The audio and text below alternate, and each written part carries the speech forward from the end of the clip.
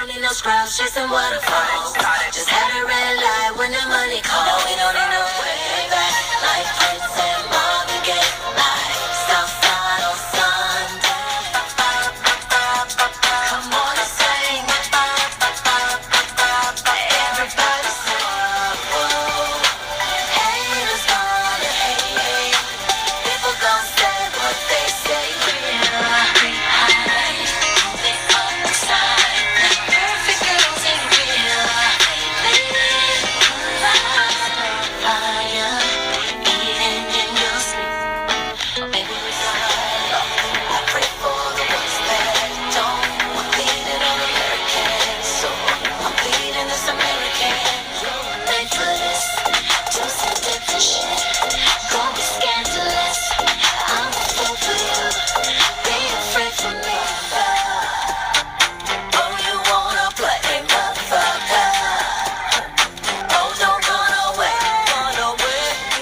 What's up? It's me, Devin Marvell, back again with another video. Make sure you start this video off by hitting that thumbs up button for me. I'd really appreciate it. And by the time we get to the end of this journey here, please make sure that you guys like, comment, and subscribe to my channel. I'd really appreciate it. But have you heard that new TLC album? Today we are talking about that new TLC album. Yes, TLC, no, not Tender Love and Care. We're talking about T-Boz, Lefteye, and Chili are back with their 5th and final studio album. It feels like just yesterday I was like sitting on the porch, you know, trying to do the choreography to No Scrubs. No, I don't want, you know, y'all know how it goes. Anyways, so let's get into this album, shall we? So the album starts out with no introduction. Now, this is a great album opener. TLC, if you are familiar with their albums, they always have a banging opener. So this is no different from any other TLC album. No introduction is dope because it's pretty much them saying, look, y'all know who we are. We don't need an introduction. We're TLC. We're the ones who've been banging y'all hits. We're the ones that have been in this game doing this thing. And I was like, yes, ma'am. Y'all better let them know. It was really cute because there is one part in the song where they kind of shout out their old hits, where T-Boz sings, we don't need no scrubs chasing waterfalls. Just had that red light when the money calls. I was like, hey, hey, hey. But it's really hot. The beat is banging. It's something that as a dancer I can absolutely appreciate. And I can't wait till, you know, I get the chance to see them on tour. I know that they've been opening up with this song, but no introduction. It's, you know, it's exactly what it says. They don't need no introduction. This is TL motherfreaking C, y'all. So yeah, I love no introduction. It's a great opening to this album. Alright, so track number 2 is the first single that they released from this album, which is Way Back, featuring rapper Snoop Dogg. Now, it took a little bit of time for this song to actually grow on me. When they released it as their first single from this album that we were all kind of anticipating for the longest time, because some of us put money into this album, right? Am I right? I was not completely convinced because the song just sounds very old school. And the fact that they're already an old school group, I felt like it was kind of dating them and throwing them into that like adult contemporary, you know, section of the music world.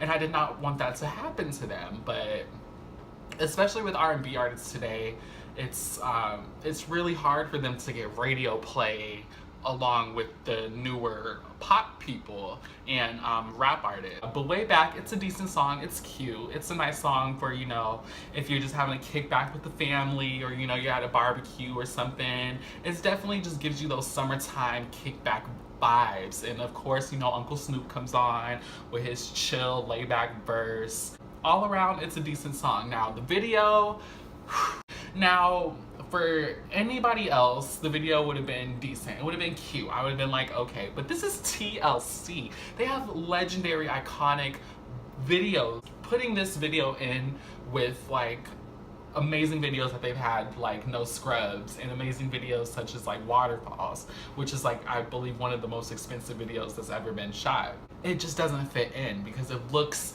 cheap. And they had like, they only were in like one location, and T-Boz and Chili are just walking around, and the choreography was weak. It was not what TLC is known for. It was just all around just like, I just was not feeling the video. But like I said, the song is cute. It's a nice little kickback song. Like I said, it took a little bit of time to grow on me, but I play it now and I be jamming to it. Track number 3 is It's Sunny, which samples another legendary group, Earth, Wind & Fire's hit song September. And this also gives you that summertime kickback vibe, you know, what we at the family reunion, we at the barbecue or whatever type of vibe. And even though it does sample another song that is super popular and legendary in its own right, it still has a TLC vibe to it, and there's still something original and authentic about it that I really love. Now, this is a track that I could definitely see them not performing. I could see this track on like movies and you know, in trailers and stuff, you know, really being used in film and television. It's a very happy, upbeat song that just makes you bop. It just makes you feel really good. I mean, that's the whole vibe that they were trying to give with the song, and they definitely did that. So this is one of my favorite tracks off the album so far. Track number 4 is Haters. Now, this was the second single that they chose to release from the album, and when I first heard this song, y'all, I'm not gonna lie, I was pissed. Okay, let me just say I am a huge TLC fan. Like, these girls, this is my favorite group of all time. Like, obsessed, okay? When I heard Haters, I was so upset because the song is garbage. It's basura. It's trash. Absolute trash. I hate it. I hate haters, okay? First of all, the term haters is super outdated. Like, 2009, you know what I'm saying? We need to leave it back there. But in addition to that, the song itself just sounds like something that got left off a Kids Bop soundtrack. And when I did more investigation into why this song sounds so teeny bopperish, it turns out that they actually got the song from this group of like teenage sisters called the Rosso Sisters, who does like kiddie music like that.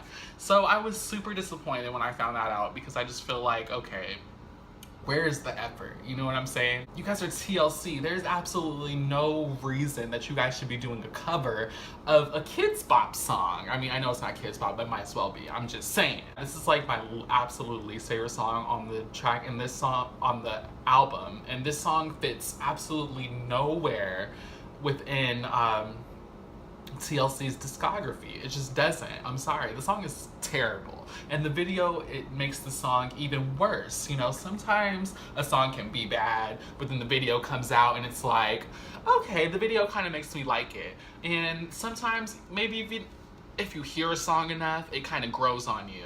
But this just, this has not done it for me. I hate this song. And I mentioned the video. The video, again, it's super low budget. They had like one shot of a whole bunch of different people, different races, and you know, genders and whatever, sexual orientations in the video. I get what they were going for with this song. I get it, because TLC has always been that uplifting, you know, group. They've always had songs that had positive messages about just loving yourself and loving who you are as a person. This just feels like it's trying way too hard to convey that message. Way too hard. Track number 5 on the album is titled Perfect Girls, and this is the song that Haters should have been. They could have just left Haters off the album and just let this one rock, because it's so good, it's deep, it's beautiful. It is Unpretty 2.0 2017, y'all. Like, it's so good. Pretty much in the song they're saying perfect girls don't exist, they only exist online, and the only reason that they're always on your mind is because you're always online. I was like, yes, message, absolutely. It's in this age of social media, it's so easy to just be scrolling all the time, and to start feeling sorry for yourself and feeling like, I graduated with this person. Why does this person have a house and a car and is doing great? They look like they got a career, and look, they got their body together, and look at me, you know what I'm saying? But people on social media are only going to portray themselves in the best light. Most people, they're not going to tell you all the negative-ish that's going on in their life, or what they had to do to get that perfect look or that perfect body, or to be driving that car that they're driving, you know what I'm saying? So you can't measure your life up against people's lives on social media, because it's not real. And that's pretty much what they're saying in the song, and I thought it was absolutely beautiful. I thought it was a great message. It felt authentic TLC. So finally we get to the interlude, and by this point I was getting a little bit testy, because I was like, all right, We are halfway through this album and I have not heard one word from the late, great Lisa Lefteye Lopez, who, as you guys know, was one of the members of TLC who passed away from a car accident back in the early 2000s. I think it was like 2002. This is their first project since her death. I mean, if you don't count, 3D they were working on during, the time that she passed, but since she's been gone, this is their first project. And I was so disappointed that I felt like they didn't make, I'm not gonna say that they didn't make an effort to include her in the album, but they could have done better. I just feel like there's no reason that the only sense of Lefteye that we have in this TLC album is 1 minute and 12 seconds of her talking about the beginning of TLC and how cocky they were, in this interlude. It was great, don't get me wrong. It was beautiful and wonderful to finally hear her voice on the album, but it just wasn't enough. And the whole time that you're listening to the album, you get this sense that something is missing. And I came to the conclusion that that's something that's missing is the presence of Lefteye. And anybody that's a fan of TLC knows that Lefteye was a huge creative force behind the group as far as their image and their music is concerned. So when she died, they lost a lot of it. And it shows in this album that a lot of their creativity died with Lefteye, unfortunately. But it was nice to hear from her finally, and unfortunately this is going to be the only time throughout the album that we are going to hear from Miss Lisa Lefteye Lopez. May God rest her soul. Track number 7 is called Start a Fire, and this is my favorite song off of this entire album. It's a cute, slowed down, nice like TLC unplugged acoustic vibe going on. It's very chill. It sounds current. It's one that can definitely fit in with their discography. I love it. I absolutely love this song.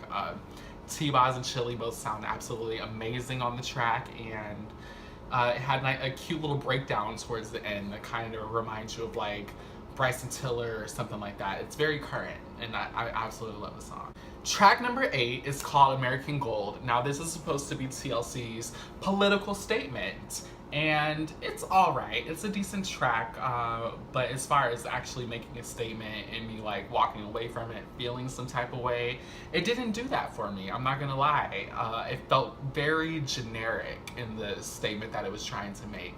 But like I said, it's a decent song. I did like it. This was the 3rd single that they chose to release from the album.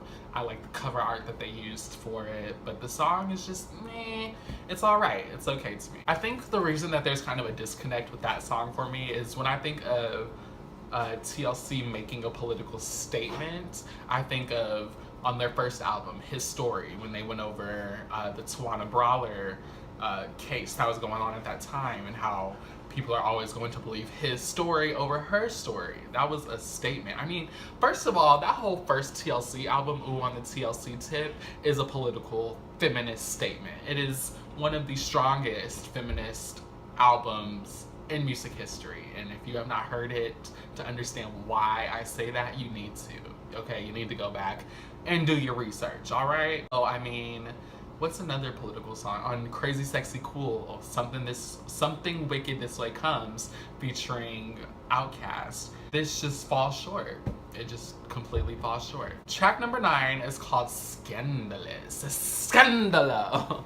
But it's called Scandalous, and this is another track that I really like off of the album because it's sexy. It makes you feel real sexy, and this is a song I feel like that could have gone to any artist, but even if it did, it would not have sounded like this. TLC really put their stank on this song, so it's them. It's authentic to them. And I really like Scandalous. It's a nice song to dance to and to make you feel good, to make you feel all sexy like or whatever. Track number 10 is called A Motherfucker, A. And I was so excited to hear this one because of the title alone. You know when a song is called A Motherfucker or has any type of profanity in the title, it's gonna be poppin'. Now this song is like the Scrubs reprise. It is a song to all those bum-ass dudes out there, okay? Them bum-ass dudes out there who think that they poppin' or whatever. This is their song. This is TLC reminded you guys that y'all still ain't shit. But it's cute. It's real cute. You know, instead of calling them scrubs, giving them a cute little pet name like that, they said, y'all are some motherfuckers out here and we ain't got time for it, okay?